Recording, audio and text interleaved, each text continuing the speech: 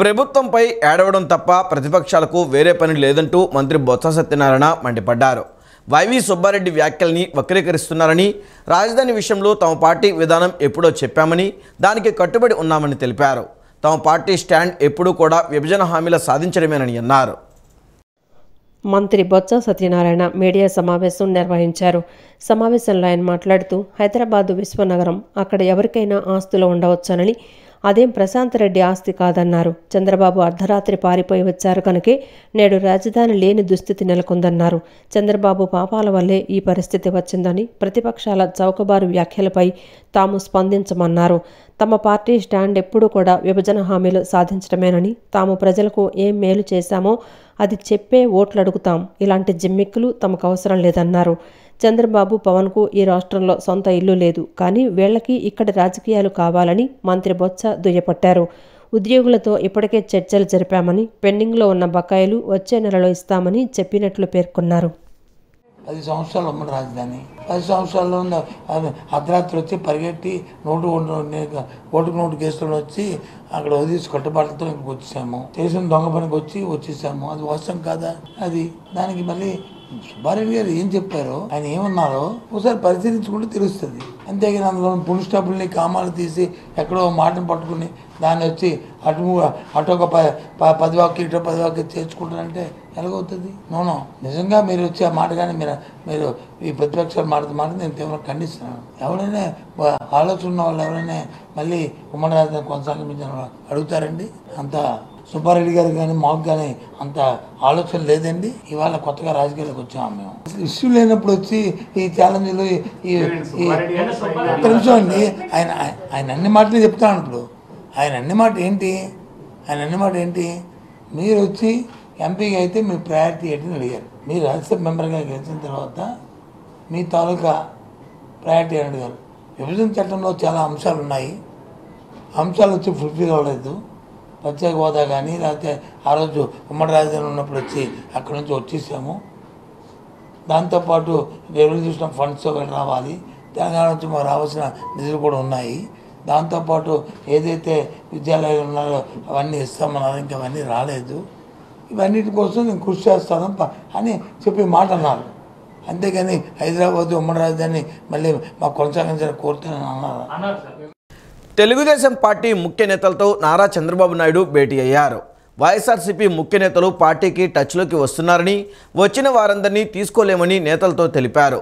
పొత్తులు, కొత్త చేరికల వల్ల పార్టీ కోసం కష్టపడిన నేతల రాజకీయ భవిష్యత్తుకు నష్టం జరగకుండా చూడడానికే ప్రాధాన్యం ఇస్తున్నామన్నారు. రాజ్యసభ ఎన్నికల్లో పోటీ చేసే ఆలోచన లేదని చంద్రబాబు వారికి స్పష్టం చేశారు. మరో 2 నెలల్లో సార్వత్రిక ఎన్నికలు జరగనున్న నేపథ్యంలో తెలుగుదేశం ముఖ్య నేతలతో ఆ పార్టీ అధినేత నారా చంద్రబాబు నాయుడు ఉండవల్లిలోని తన నివాసంలో భేటీ అయ్యారు. చంద్రబాబుతో యనమల రామకృష్ణుడు, నిమ్మల రామానాయుడు, అనగాని సత్యప్రసాద్, గొట్టిపాటి రవికుమార్, ఖమ్మంపాటి రామ్మోహన్ భేటీ అయ్యారు. వైఎస్ఆర్సీపీ నుంచి ఎంపీలు, ఎమ్మెల్యేలు తెలుగుదేశంలోకి వస్తారన్న ప్రచారాన్ని చంద్రబాబు వద్ద నేతలు ప్రస్తావించారు. వైఎస్ఆర్సీపీపై అసంతృప్తితో ఉన్న నేతలు టీడీపీలోకి రావడానికి సిద్ధంగా ఉన్నారని నేతలు చంద్రబాబుతో ప్రస్తావించారు. వైఎస్ఆర్సీపీ ముఖ్య నేతలు ఎంతోమంది తమను సంప్రదిస్తున్నందున అందరినీ తీసుకోకుండా ఆలోచించి నిర్ణయాలు తీసుకుంటున్నామని తెలుగుదేశం అధినేత చంద్రబాబు పార్టీ ముఖ్య నేతలతో అన్నారు. పొత్తులు, కొత్త చేరికల వల్ల పార్టీలో ఎప్పటి నుంచో కష్టపడిన నేతల రాజకీయ భవిష్యత్తుకు నష్టం జరగకుండా చూడడానికే ప్రాధాన్యం ఇస్తున్నామని తెలిపారు. రాజ్యసభ ఎన్నికల్లో పోటీ అంశంపైన చంద్రబాబు వద్ద నాయకులు ప్రస్తావించారు. రాజ్యసభ ఎన్నికల్లో పోటీ చేసే ఆలోచన లేదని ఆయన చెప్పారు. రా కదలిరా, లోకేష్, శంకారావం సభలతో పాటు వివిధ రాజకీయ అంశాలపై చర్చించారు. ఎన్నికలకు అటు ఇటుగా కేవలం 56 రోజులే ఉందని, పార్టీ నేతలు పూర్తిగా ఎన్నికల మూడ్లోకి రావాలని చంద్రబాబు సూచించారు. ఎన్నికల కోసం సిద్ధంగా ఉండాలని నాయకులకు సూచించారు. విజయవాడ ఇంద్రకీలాద్రిపై నేటి నుంచి 5 రోజుల పాటు అంగరంగ వైభవంగా స్వర్ణ శిఖర ప్రతిష్ఠ, కుంభాభిషేక మహోత్సవాలు నిర్వహిస్తున్నట్లు మంత్రి కొట్టు సత్యనారాయణ తెలిపారు. దేవస్థానం అభివృద్ధికి రాష్ట్ర ముఖ్యమంత్రి 70 కోట్ల రూపాయలను మంజూరు చేయడం జరిగిందని చెప్పారు.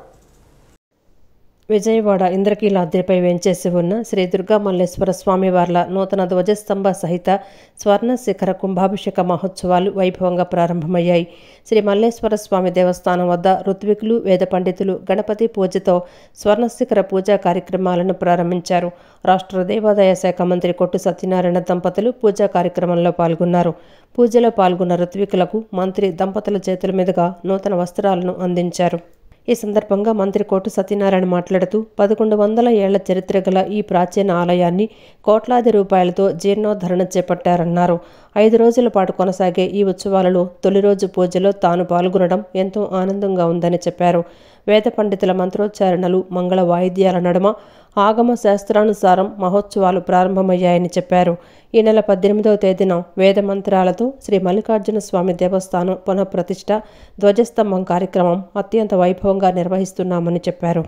మల్లేశ్వర స్వామి వారి ఆలయ సముదాయంలో మల్లేశ్వర స్వామి ఆలయం 1000 సంవత్సరాల క్రితం రెడ్డి రాజుల కాలంలో 11వ శతాబ్దంలో నిర్మాణం చేసిన మల్లేశ్వర స్వామి ఆలయం జీర్ణోద్ధరణ అయిన తర్వాత ఆలయాన్ని శాస్త్రోక్తంగా పునర్నిర్మించాలనే ఒక సత్సంకల్పంతో ఈ ఆలయ పునర్నిర్మాణం జరిగింది. స్వామివారిని పునఃప్రతిష్ఠ చేసి కుంభాభిషేకం చేయాలని పాంచాహినిక దీక్ష ఇవాళ ఇప్పుడే విఘ్నేశ్వర పూజతోటి అయిన తర్వాత పుణ్యావచనంతో ఈ 5 పాంచాహినిక 5 రోజుల కార్యక్రమం జరుగుతుంది. ప్రతిరోజు ఉదయం 10 గంటల నుంచి 1 గంట వరకు, సాయంత్రం 4 గంటల నుంచి 7 గంటల వరకు ప్రతిరోజు జరిపిన తర్వాత 18వ తారీఖు 11 గంటల 45 నిమిషాలకి మహాకుంభాభిషేకం మరి అక్కడ యజ్ఞాలు, యాగాలు అన్నీ చేసి అక్కడ కార్యక్రమాలన్నీ పూర్తయిన తర్వాత స్థానాచార్యుల వారు, వేద పండితులు, గణపాటిలు అందరూ కూడా 5 రోజుల కార్యక్రమంలో పాల్గొని పూర్తిగా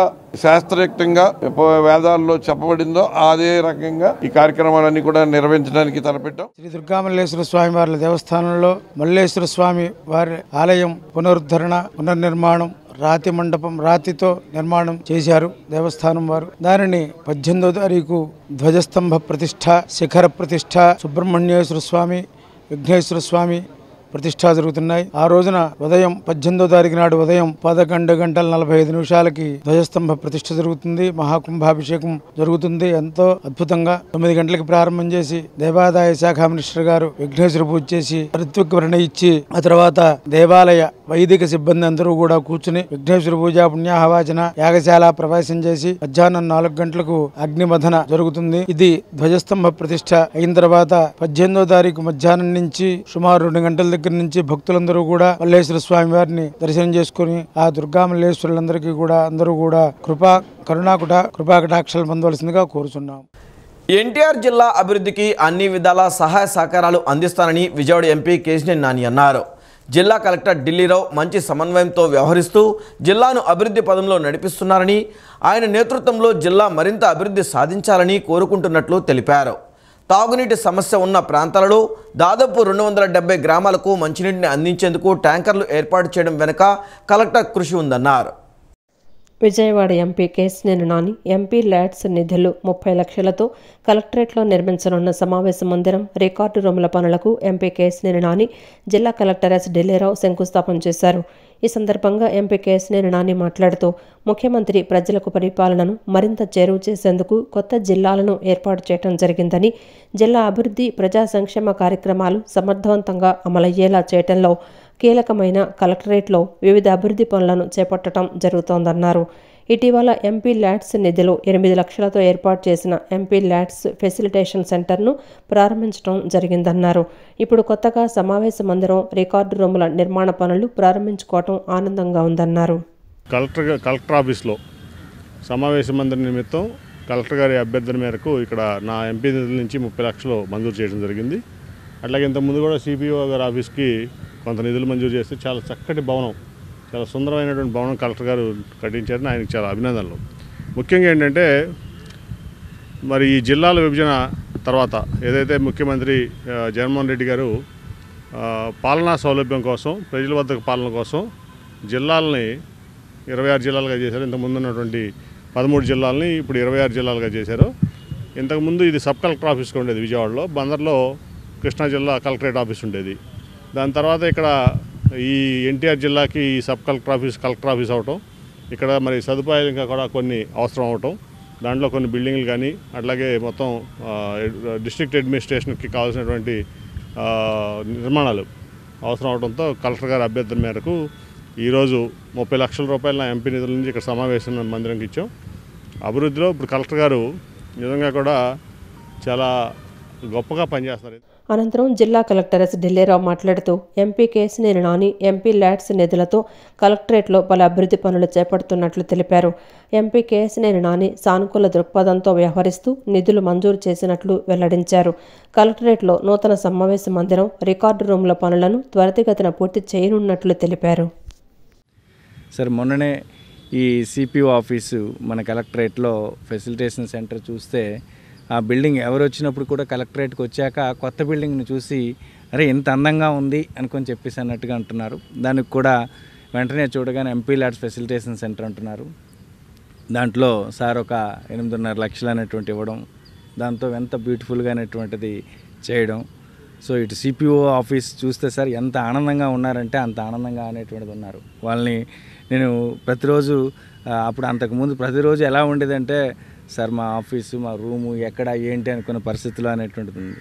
సో ఈరోజు కూడా మా డిఆర్ఓ గారు సార్ మనం ఒక మంచి కాన్ఫరెన్స్ రూమ్ లాంటిది ఒకటి కట్టుకోవాలి, ఏం చేయాలి, ఫండ్స్ లేవు, ఏం చేద్దాము అనుకున్నప్పుడు వెంటనే అసలు నిజం చెప్పాలంటేనేటువంటి నేను రిక్వెస్ట్ చేయకుండానే ముందు మీరే మీకు ఫర్దర్గా ఏమైనా రిక్వైర్మెంట్స్ ఉంటాయేమో ఒకసారి చూసుకోండి అనుకొని చెప్పేసి ప్రత్యేక హోదా తీసుకువస్తామని చెప్పిన వైఎస్ఆర్సీపీ ఆ దిశగా అడుగులు వేసిందా అని టీడీపీ జాతీయ ప్రధాన కార్యదర్శి నారా లోకేష్ ప్రశ్నించారు. ప్రత్యేక హోదా కాదు కదా కేంద్రంలో మన రాష్ట్రం పరువు తీశారని మండిపడ్డారు.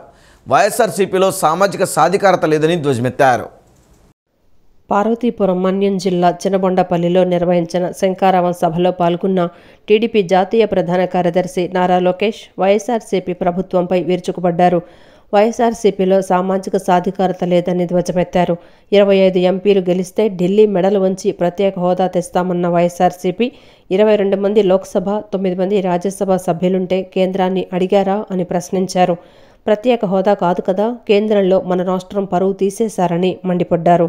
వైఎస్ఆర్సీపీలో సామాజిక అన్యాయం జరుగుతోందని చెప్పారు. వైసీపీ నేతలు సామాజిక బస్సు యాత్ర చేస్తున్నారని విమర్శించారు. ఎన్నికలు సమీపిస్తున్న వేళ వైఎస్ఆర్సీపీ అధిష్టానం ఇప్పటికే 63 మంది ఎమ్మెల్యేలు, 16 మంది ఎంపీలను బదిలీ చేసిందన్నారు. బదిలీ చేసిన వారిలో 90% మంది బీసీ, ఎస్సీ వాళ్లే ఉన్నారని తెలిపారు. బీసీలకు రావాల్సిన 27 సంక్షేమ కార్యక్రమాలు రద్దు చేశారన్న లోకేష్ 100 సంక్షేమ కార్యక్రమాలు రద్దు చేసిన ఏకైక సీఎం జగనేనని మండిపడ్డారు. రాష్ట్రంలో 9 సార్లు విద్యుత్తు, 3 సార్లు ఆర్టీసీ ఛార్జీలు పెంచిన జగన్ భవిష్యత్తులో గాలికి కూడా పన్ను వేసి వసూలు చేసేలా ఉన్నారని లోకేష్ ధ్వజమెత్తారు. వాళ్ళ సొంత పార్టీకి చెందిన బీసీ నాయకులు ఏం మాట్లాడారో మీకు చెప్పాల్సిన అవసరం చాలా ఉంది. జంగా కృష్ణమూర్తి గారు వాళ్ళ పార్టీకి చెందిన ఎమ్మెల్సీ గారు ఏకంగా బీసీసీఎల్ అధ్యక్షుడు వైకాపా పార్టీలో బీసీలకి తగిన గౌరవం ఇవ్వట్లేదని చెప్పే పరిస్థితి. వాళ్ళ సొంత పార్టీ ఎంపీ గారు సంజీవ్ గారు ఏకంగా ఈ పార్టీలో బీసీల్ని ఎదగనీరు, అందుకే నేను ఇంకా సెలవు తీసుకుంటున్నానని చెప్పే పరిస్థితి. ఆ పార్టీకి చెందిన ఎమ్మెల్యే పార్థసారథి గారు ప్రజలు నన్ను గెలిపించారు కానీ కనీసం ముఖ్యమంత్రి గారిని కలిసేదానికి ఒక్క అపాయింట్మెంట్ కూడా ఇవ్వలేదని ఆయన చెప్పే పరిస్థితి. అంతెందుకు బీసీ సోదరులకి రావాల్సిన 27 సంక్షేమ కార్యక్రమాలు రద్దు చేసిన ఏకైక ముఖ్యమంత్రి ఈ సైకో జగన్. స్థానిక సంస్థ ఎన్నికల్లో మీకు రావాల్సిన 10% రిజర్వేషన్ తగ్గించి 16,500 మంది బీసీలకి పదవులు దూరం చేసిన వ్యక్తి ఈ సైకో జగన్. కరెక్ట్ గా నేను పాదయాత్ర చేస్తున్న సమయంలో అమర్నాథ్ గౌడ్ అన్న కుర్రోడిని వైకాపా కార్యకర్తల పిల్లలు అతి కిరాతకంగా కొట్టి అతను చదువుకుంటున్న పుస్తకాల నుంచి పేపర్లు చింపి నోట్లో కుక్కి బతుకుండగా పెట్రోల్ పోసి తగలబెట్టి చంపేశారు. అమర్నాథ్ గౌడ్ చేసిన తప్పేంటో తెలుసా? వాళ్ళ అక్కని వేధిస్తున్న వైకాపా నాయకుల పిల్లల గురించి వెళ్లి కంప్లైంట్ చేశాడు. అది అతను చేసిన తప్పంట. ఈరోజు ఆ చెల్లమని మా తల్లి భువనేశ్వరి అమ్మ చదివిస్తుంది. గతేడాది సెప్టెంబర్ 30లోగా తమ డిమాండ్లను నెరవేరుస్తామన్న రాష్ట్ర ప్రభుత్వం ఇప్పటి వరకు తమ డిమాండ్లను నెరవేర్చలేదని ఏపీ ఎన్జీఓ కృష్ణా జిల్లా అధ్యక్షులు ఏ విద్యాసాగర్ తెలిపారు. 6 DA బకాయిలు పెండింగ్లో ఉంచారని 6 నుంచి 7,000 కోట్ల రూపాయల బకాయిలు ప్రభుత్వం దగ్గర ఉన్నాయన్నారు. ఈ నెల 27న చెలో విజయవాడకు ఉద్యోగులు అందరూ సిద్ధంగా ఉన్నారని తెలిపారు. ఏపీ జేఏసీ పిలుపు మేరకు రాష్ట్ర వ్యాప్తంగా ప్రతి ప్రభుత్వ కార్యాలయంలో, ప్రతి పాఠశాలలో, పెన్షనర్స్ హోంలో నల్ల బ్యాడ్జీలు ధరించి డిమాండ్స్, పెండింగ్ బకాయిలు, అపరిష్కృత సమస్యల పరిష్కారం కోరుతూ నల్ల బ్యాడ్జీలు ధరించి నిరసన తెలియజేశారు. తమ డిమాండ్లను తక్షణమే నెరవేర్చాలని కోరుతూ కలెక్టర్ కార్యాలయంలో ఉమ్మడి కృష్ణా జిల్లా ఏపీ ఎన్జీఓ నాయకులు మెమరాండం అందజేశారు. అనంతరం ఏపీ ఎన్జీఓ కృష్ణా జిల్లా అధ్యక్షులు ఏ విద్యాసాగర్ మాట్లాడుతూ రాష్ట్ర ప్రభుత్వం 6 DA బకాయిలు పెండింగ్లో ఉంచారని, 6 నుండి 7,000 కోట్ల రూపాయలు బకాయిలు ప్రభుత్వం దగ్గర ఉన్నాయన్నారు. రిటైర్ అయితే కూడా డబ్బులిచ్చే పరిస్థితి లేదన్నారు. టీఏడీఏలు ఇప్పటి వరకు ఇవ్వలేదని చెప్పారు. తాము ప్రజల్లో భాగం కాదా అని ప్రశ్నించారు. కరోనా సమయంలో అర్థం చేసుకుని వెనక్కి తగ్గామని, గతంలో సెప్టెంబర్ 30లోగా తమ డిమాండ్లను నెరవేరుస్తామన్నారని, లోన్ పెట్టుకోవడానికి లేని పరిస్థితి రాష్ట్రంలో ఉందన్నారు. పోర్టల్ను కూడా క్లోజ్ చేశారన్నారు. పెద్ద ఎత్తున ఉద్యోగులు, ఉపాధ్యాయులు, పెన్షనర్లు ఇప్పటికే నిరసన తెలియజేస్తున్నారని, 27న చెలో విజయవాడకు అందరూ సిద్ధంగా ఉన్నారని తెలియజేశారు. 6,000 కోట్ల రూపాయలు ఉన్నాయి. పీఆర్సీ ఏరియర్స్ బకాయిలే 6,000 కోట్ల రూపాయలు ఉన్నాయి. సరెండర్ లీవులు 3 సంవత్సరాల నుంచి పేమెంట్ చేయకపోవడం వలన 6 నుంచి 7,000 కోట్ల రూపాయలు ఉన్నాయి. మేము చెప్తున్నాం 25,000 కోట్ల రూపాయలు మా బకాయిలు, మాకు ఇవ్వవలసిన బకాయిలు, అలాగే మా జీపీఎఫ్, ఏపీజీఎల్ఐ మాకు మా డబ్బులు మీ దగ్గర ఉంచుకుని ప్రభుత్వం దగ్గర ఇవ్వనియే ఉన్నాయి.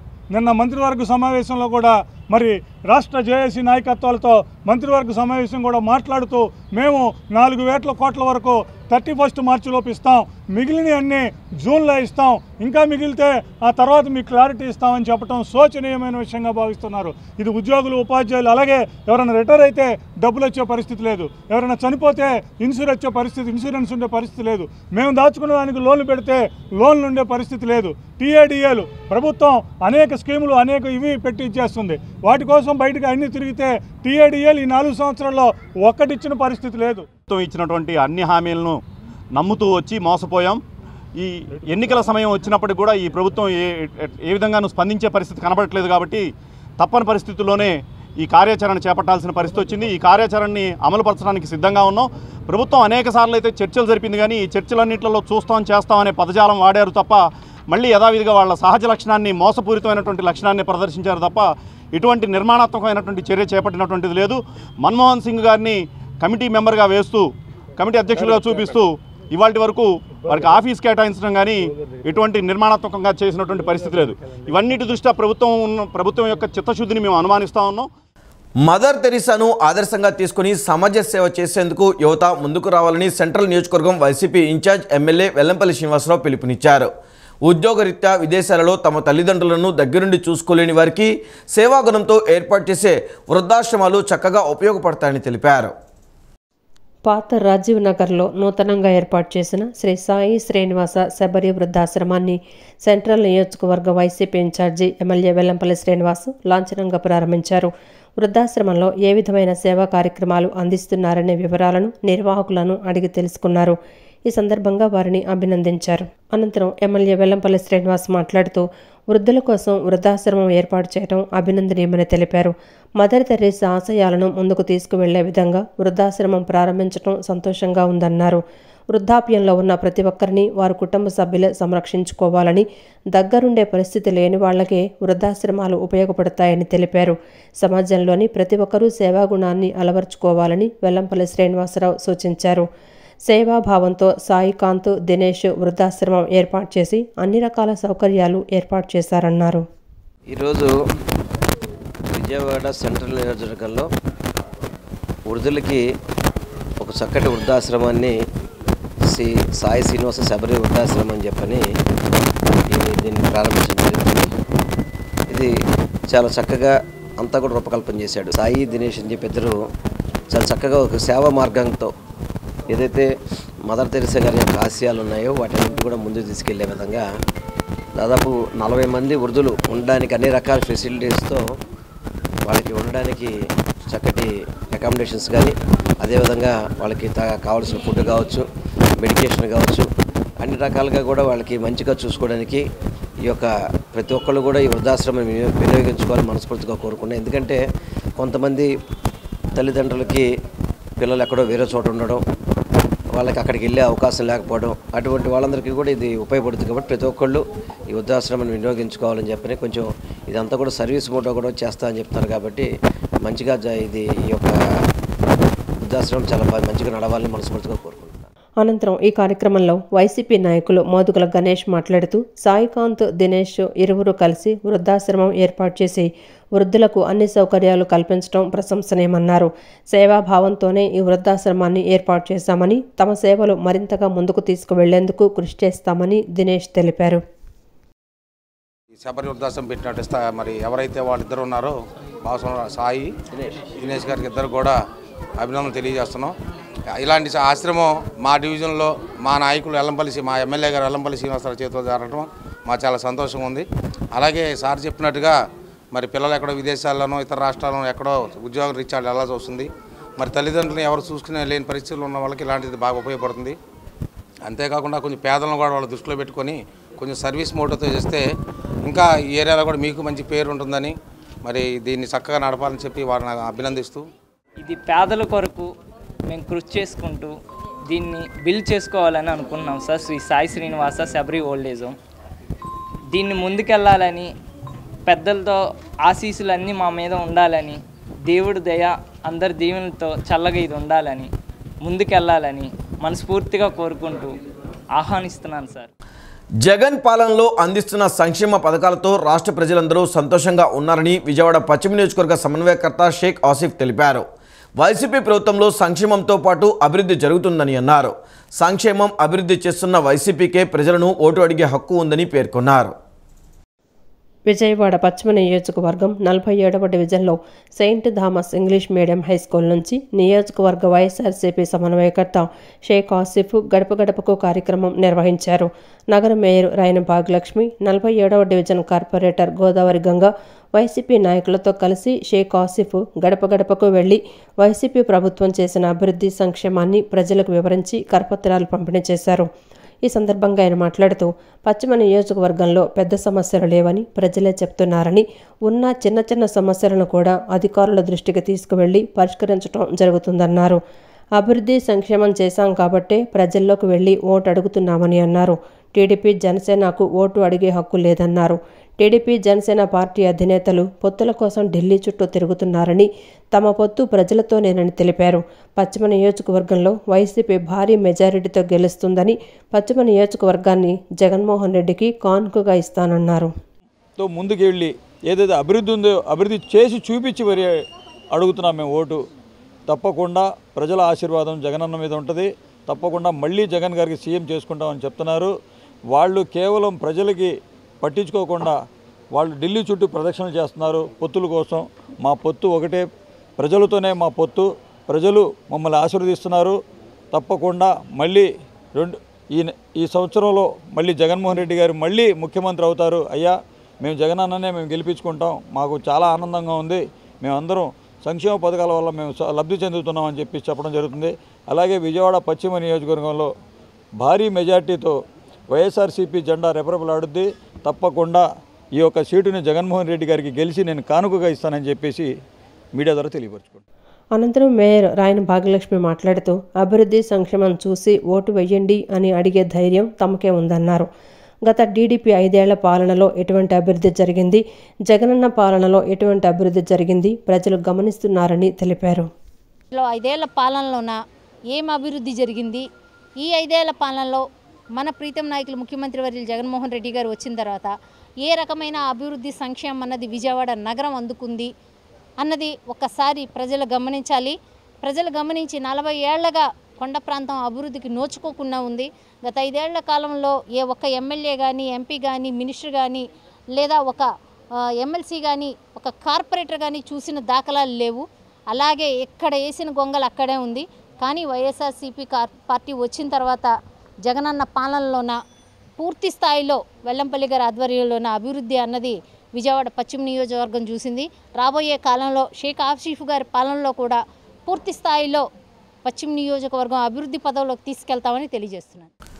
రాష్ట్ర ప్రభుత్వం అత్యంత ప్రతిష్టాత్మకంగా పండుగ వాతావరణంలో నిర్వహించిన ఆడుదాం ఆంధ్ర పోటీలలో ఎన్టీఆర్ జిల్లా మహిళా క్రికెట్ జట్టు అపూర్వ విజయం సాధించడం గర్వకారణమని ఎన్టీఆర్ జిల్లా కలెక్టర్ ఎస్ ఢిల్లీరావు తెలిపారు. ఈ విజయాన్ని సోపానంగా చేసుకుని మరిన్ని ఉన్నత శిఖరాలను అధిరోహించాలని సూచించారు. ఆడుదాం ఆంధ్ర తొలి సీజన్లో ఎన్టీఆర్ జిల్లా నుంచి వెళ్లిన మహిళా క్రికెట్ జట్టు ఫైనల్లో విజయం సాధించి ముఖ్యమంత్రి జగన్మోహన్ రెడ్డి చేతుల మీదుగా 5 లక్షల నగదు బహుమతి ట్రోఫీలను అందుకుంది. జట్టు సభ్యులు నేడు కలెక్టరేట్లో కలెక్టర్ ఎస్ ఢిల్లీరావును కలిసి ట్రోఫీని అందజేశారు. జట్టు సభ్యులు జిల్లా క్రీడల అభివృద్ధి అధికారి, కోచి, మేనేజర్, నోడల్ అధికారులను కలెక్టర్ ఢిల్లీరావు, జాయింట్ కలెక్టర్, ఆడుదాం ఆంధ్ర జిల్లా నోడల్ అధికారి డాక్టర్ బి సంపత్ కుమార్ అభినందించారు. మరింత మెరుగైన శిక్షణను ఇచ్చేందుకు చెన్నై సూపర్ కింగ్స్ను దత్తత తీసుకున్న కేవైఎం విష్ణువర్ధన్కి అభినందనలు తెలియజేశారు.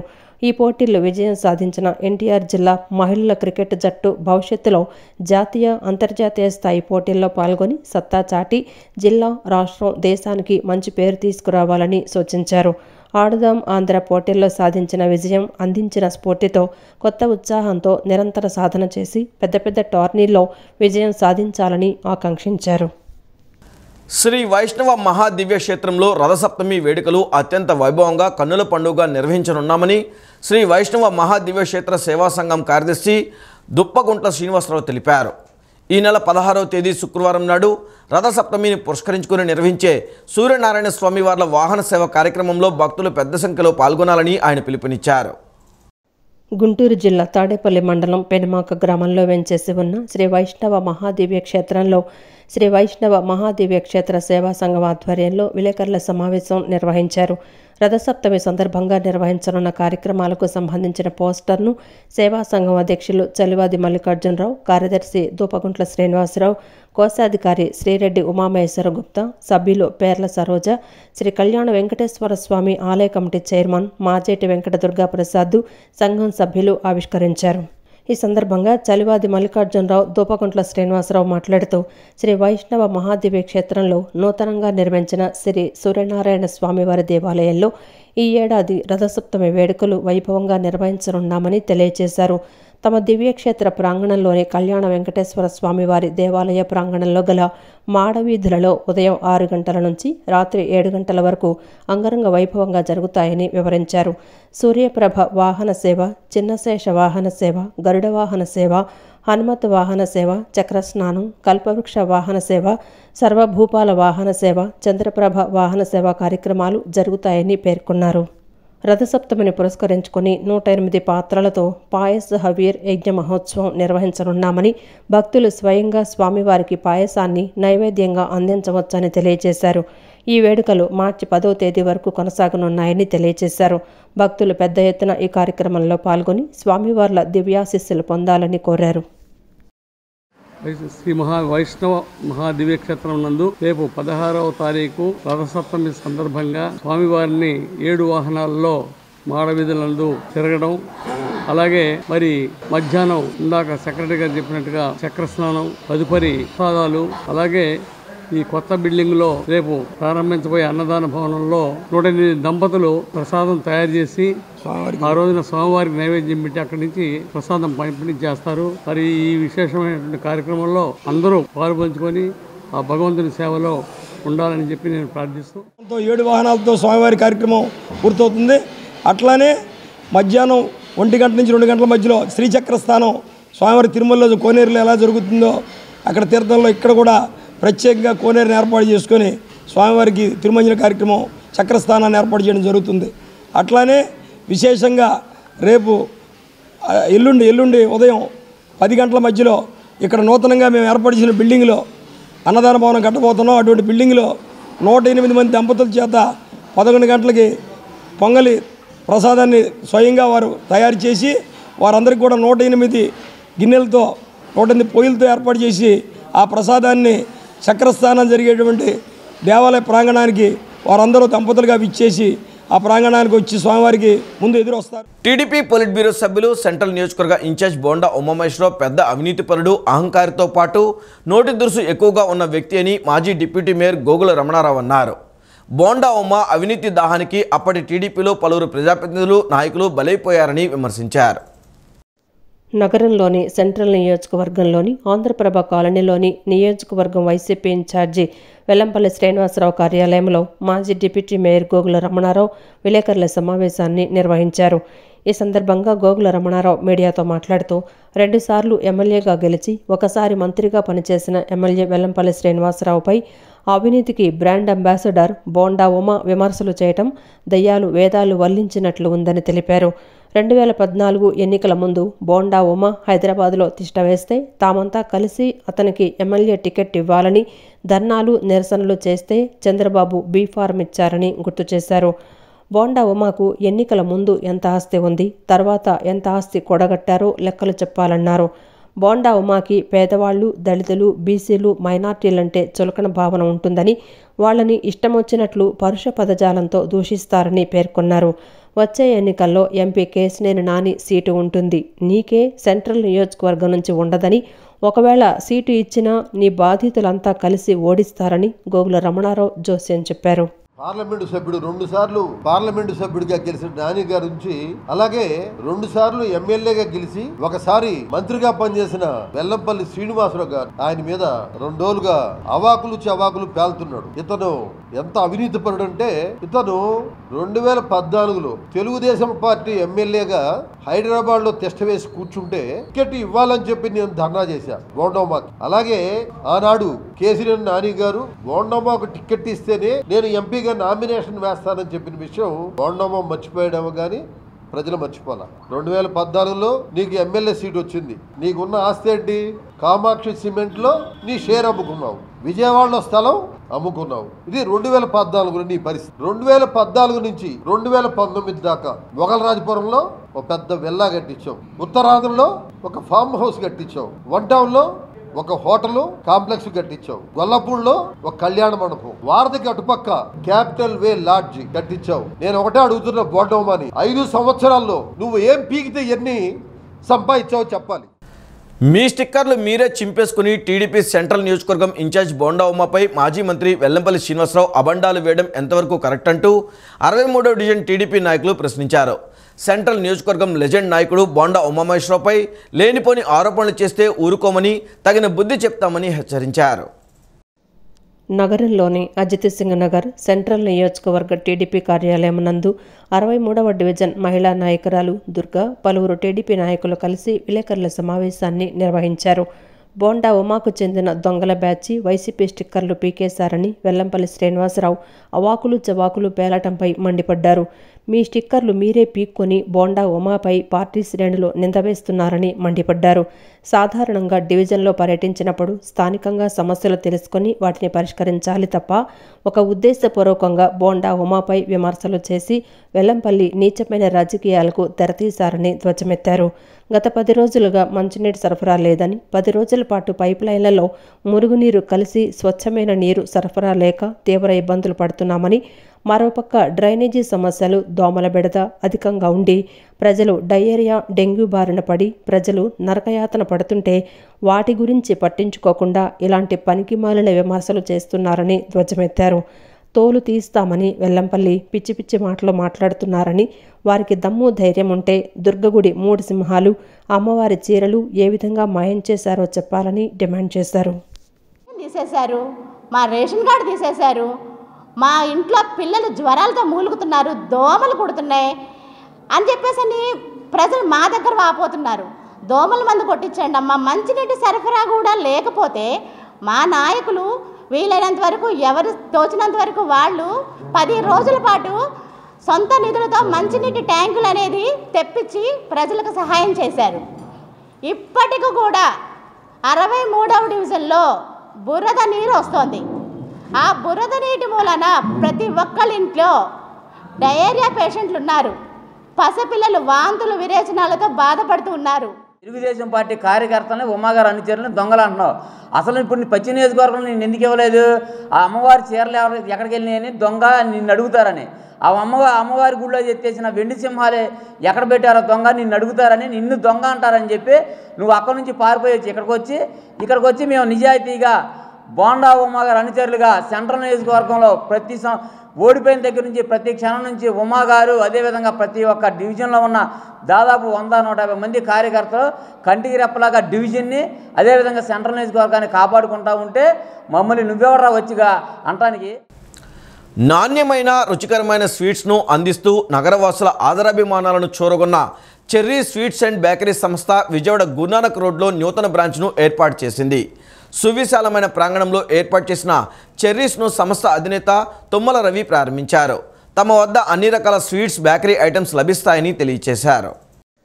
విజయవాడ గురునానక్ రోడ్డులో విశాలమైన ప్రాంగణంలో నూతనంగా ఏర్పాటు చేసిన చెర్రీస్ స్వీట్స్ అండ్ బేకరీ సంస్థను అధినేత తుమ్మల రవి ప్రారంభించారు. ఈ ప్రారంభోత్సవ కార్యక్రమంలో తుమ్మల రవి కుటుంబ సభ్యులు, స్నేహితులు పాల్గొన్నారు. నూతన బ్రాంచ్ ప్రారంభోత్సవం సందర్భంగా ఎన్వీఆర్ మిత్ర బృందం, కుటుంబ సభ్యులు, బంధువులు శుభాకాంక్షలు తెలిపారు. నోరూరుంచే విభిన్న రకాల స్వీట్స్, బేకరీ ఐటమ్స్ను రుచి చూశారు. ఈ సందర్భంగా చెర్రీస్ ఇన్ఛార్జి కొల్లి శ్రీధర్ మాట్లాడుతూ గత దశాబ్దన్నర కాలంగా విజయవాడలో చెర్రీస్ సంస్థ స్వీట్స్ రంగంలో పేరొందిందన్నారు. బిజినెస్ ఇండియా ప్రతిష్టాత్మక అవార్డును కైవసం చేసుకోవడంతో పాటు వేలాది మంది ప్రజల మనస్సులను దోచుకొని అప్రతిహతంగా ముందుకు నడుస్తోందన్నారు. కానూరులో సంస్థ ప్రధాన కార్యాలయం ఉందని, మొగల్రాజ్పురం, గుంటూరు, ఖమ్మం, కొత్తగూడెంలో కూడా ఫ్రాంచైజీలు ఉన్నాయని చెప్పారు. గుంటూరు బ్రాంచ్ వినియోగదారులకు మంచి సేవలను అందిస్తోందన్నారు. విజయవాడ భారతీనగర్ బ్రాంచ్ను గురునానక్ కాలనీలోని విశాలమైన నూతన ప్రాంగణంలోకి మార్చి ప్రారంభించుకోవటం జరిగిందన్నారు. వినియోగదారులకు కొత్త వినూత్నమైన స్వీట్స్ రకాలను అందించడమే కాకుండా వినియోగదారులను గౌరవించడంలో చెర్రీస్ ముందుందన్నారు. సిబ్బందిని చూసుకోవడంలో సంస్థ అధినేత తుమ్మల రవి, రజని ప్రత్యేక శ్రద్ధ కనపరుస్తారన్నారు. అందుకే స్వీట్స్ వ్యాపార రంగంలో సుస్థిర స్థానాన్ని సాధించి అగ్రగామిగా వెలుగొందుతోందన్నారు. గత దశాబ్దన్నర కాలంగా విజయవాడలో చెర్రీస్ అనే ఈ సంస్థ స్వీట్స్ రంగంలో అటు బిజినెస్ ఇండియా ప్రతిష్టాత్మక అవార్డును కైవసం చేసుకోవడంతో పాటు వేలాది మంది వినియోగదారుల మనసులను కూడా దోచుకొని అప్రతిహతంగా ముందుకు నడుస్తుంది. సంస్థ కానూరులో హెడ్ ఆఫీస్తో పాటు మొగలాపురంలో చెర్రీస్ బ్రాంచ్తో పాటు గుంటూరు, ఖమ్మంలో కూడా కొత్తగూడెం ఫ్రాంచైజీ కలిగి ఉన్నాయి. గుంటూరులో కూడా గుంటూరు బ్రాంచ్ కూడా వినియోగదారులకు మంచి సేవలు అందిస్తుంది. ఈ సందర్భంగా భారతీనగర్ బ్రాంచ్ని ఇక్కడ గురునానక్ కాలనీలోని ఒక విశాలమైన ప్రాంగణంలో, నూతన ప్రాంగణంలోకి మార్చడం జరిగింది. ఇవాళ ఈ చెర్రీస్ ప్రత్యేకత ఏంటంటే వినియోగదారులకి వినూత్నమైన కొత్త స్వీట్స్లో రకాలను అందించడమే కాకుండా వారి యొక్క కస్టమర్లని కూడా గౌరవించడంలో చెర్రీస్ ముందు బాగానే ఉంది. అదేవిధంగా స్టాఫ్ని, సిబ్బందిని చూసుకుంటంలో కూడా ఈ సంస్థ అధినేత తుమ్మల రవి, సోదరుడు రజని ఒక ప్రత్యేక శ్రద్ధ కనబరుస్తారు. అందుకనే ఇది వ్యాపార రంగంలో, స్వీట్స్ వ్యాపార రంగంలో ఒక సుస్థిర స్థానం సంపాదించి అగ్రగామిగా వెలుగొందుతోంది.